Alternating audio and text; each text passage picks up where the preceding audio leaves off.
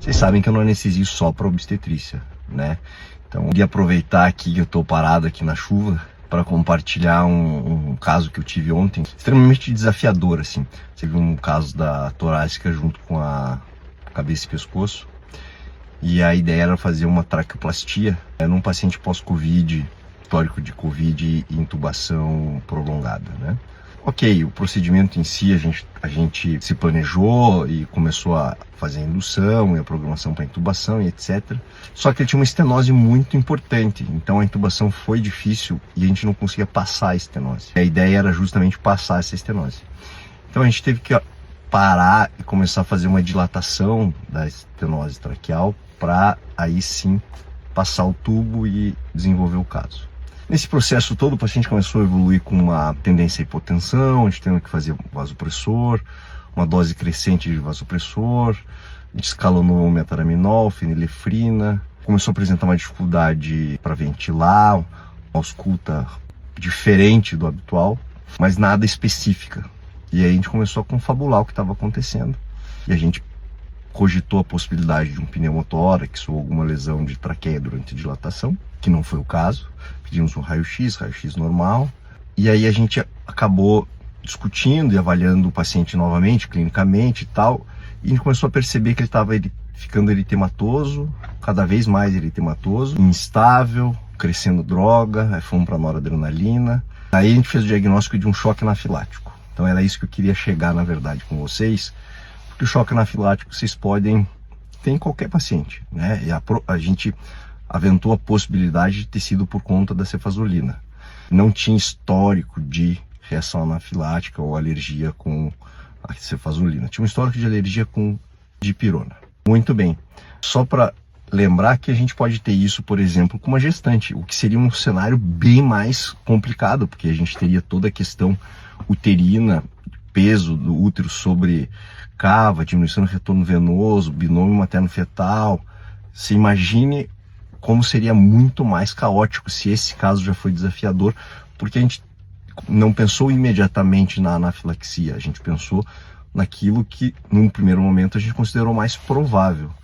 E após a exclusão disso, a gente abriu para outros diagnósticos. Tudo isso para dizer, voltar então, o que a gente fez rapidamente, né? Não vou me aprofundar e revisar sobre a anafilaxia, mas esse paciente, instabilidade hemodinâmica, uma ausculta diferente, pressão aumentada de via aérea, aí veio eritema, começou a consumir droga vasoativa, então metaraminol, fenilefrina, a gente foi para noradrenalina diluída, pegamos uma artéria, sondamos, sonda orogástrica, porque num determinado momento ele foi ventilado sob máscara, então para descomprimir esse estômago.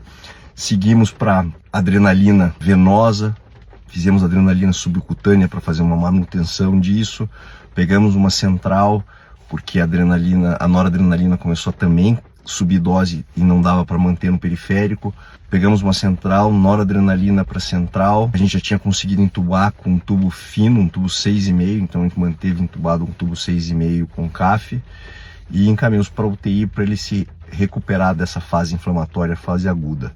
Olha que interessante, a gente colheu uma gasometria, o VG desse paciente, que era originalmente por volta de 40, estava em 65, por conta justamente do extravasamento de conteúdo intravascular para interstício. Então ele hemoconcentrou absurdamente. Volume também nesse período, no paciente de 90 quilos, a gente fez 2.500 de cristalóide, de Ringer com lactato. Fora isso, ainda fizemos hidrocortisona e difenidramina.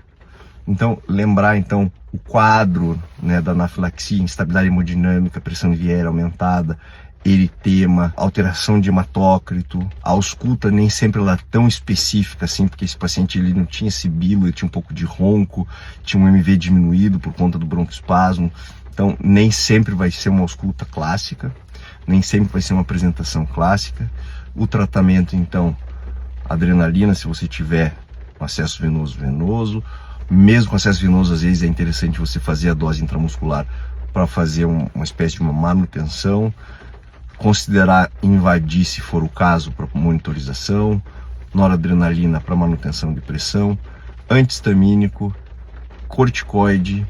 Se você precisar manter a anestesia, como foi o caso desse paciente, A utilização de halogenados é interessante para fazer broncodilatação. A ketamina também é interessante nesses casos.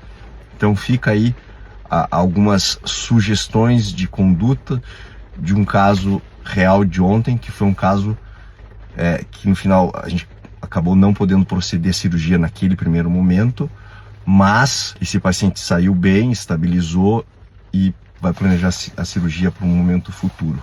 Foi um caso bastante exuberante do ponto de vista clínico e do ponto de vista de conduta, tá bom?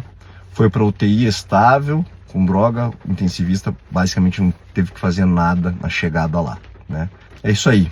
Um grande abraço, espero que vocês possam refletir sobre esse caso e sempre melhorar pensando no nosso paciente. Abraço.